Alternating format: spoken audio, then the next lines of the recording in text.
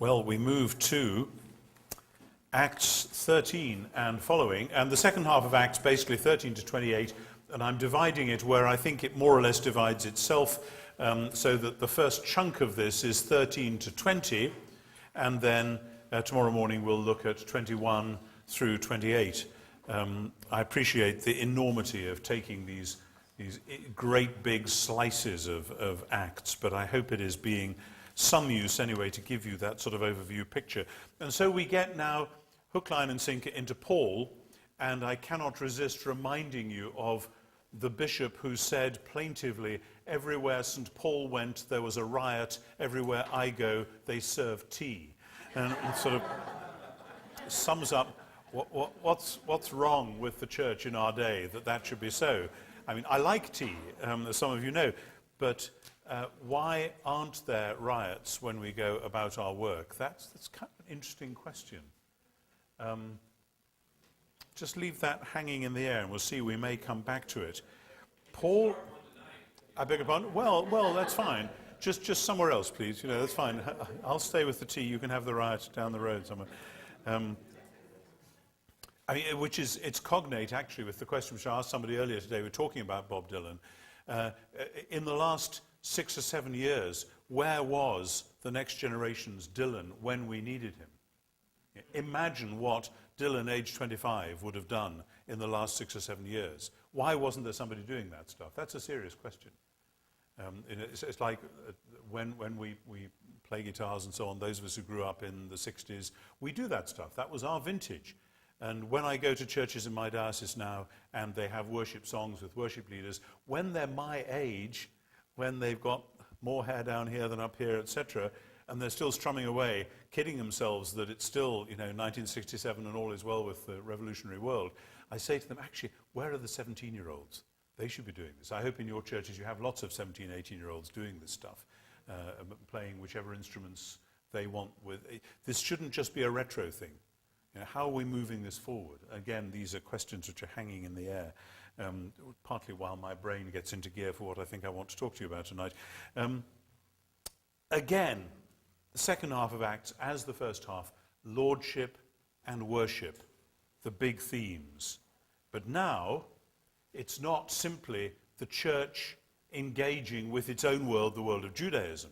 It is the church as a Jewish community manqué, or perhaps you should say a Jewish community fulfilled, taking on the pagan world.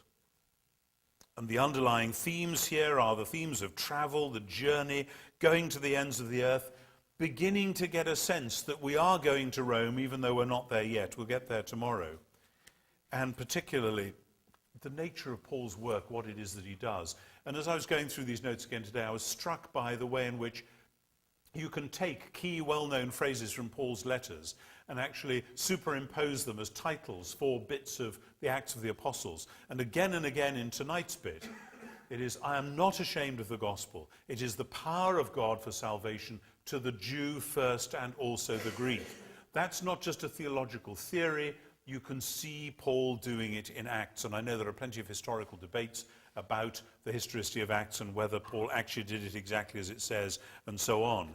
But it seems to me, from all that he says in his letters, that the pattern of the work that we see set out in Acts really does make the sense, the theological sense. This is the way that Paul would have gone about it.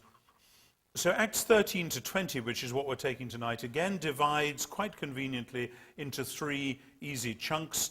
First 13 and 14, setting the scene, sketching out the initial themes.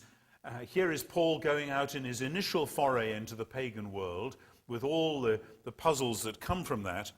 And then as a kind of a reflex of that, you have to pause and take stock and say, wait a minute, just what are we up to here?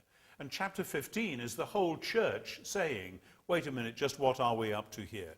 Is it okay to take the gospel to these pagans and not to require them to become basically Jewish by becoming proselytes, by the men becoming circumcised and so on?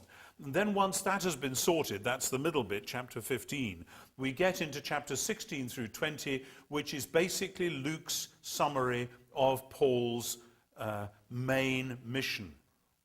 Once he moves from Asia Minor into Europe. We get Philippi, we get Thessalonica, Berea, Athens, Corinth, and Ephesus in quick succession. I hadn't realized until I was working on Acts for Everyone just what a page-turner Acts is. You know, you get one great big crunchy incident, and then you turn over the page, and then there's another one, and then another one. You know, here's the Paul's nearly being stoned to death in Lystra, and he has that interchange with the crowds there. And then we get back home from there, and then we're off to Jerusalem for the Apostolic Conference, and that's massive. And then Paul has the big row with Barnabas at the end of that, and they go their separate ways. And just as we're getting over that, my goodness, we're in Philippi, and we're in jail, and there's an earthquake, and the jailer gets converted. Phew, and we're just recovering from that, and now we're in Athens in chapter 17, and here is this great big set-piece speech with Paul taking on the greybeards in the highest court in the ancient philosophical land.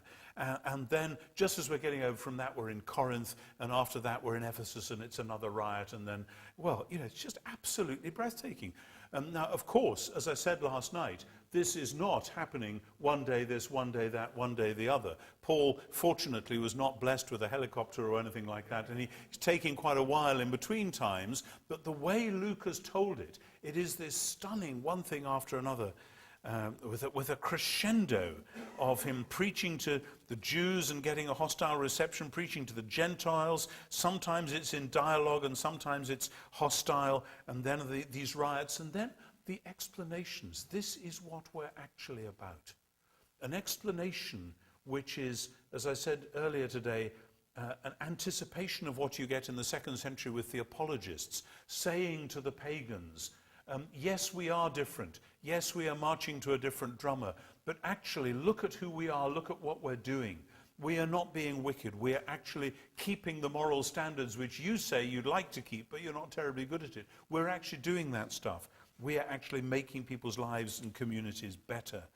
And the underlying question then, is Paul really a loyal Jew? And if so, what does that mean? And if not, what? Is he actually a danger to Roman order? And if not, why not? And if so, what does that mean? And these are the questions which are then going to dominate in the last bit of Acts when we get one trial scene or semi-trial scene after another. Is Paul really plotting to destroy Judaism, or is he actually being loyal to the traditions of the fathers? And likewise, is he actually a threat to the Roman order? Ought he to be on trial at all? And these questions are kind of building up, but we'll get to that.